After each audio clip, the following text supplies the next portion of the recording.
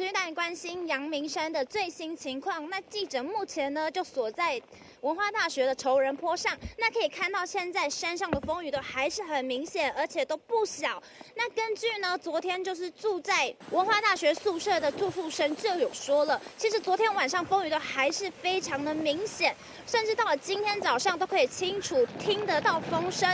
而金山路呢，就是被狂风雨狂袭的金山路往101巷方向，目前呢是已经恢复了单线双向通行，但是道路侧边都还是有非常多的土石和树木，所以提醒经过的学生和山上的居民，路过都务必要注意安全。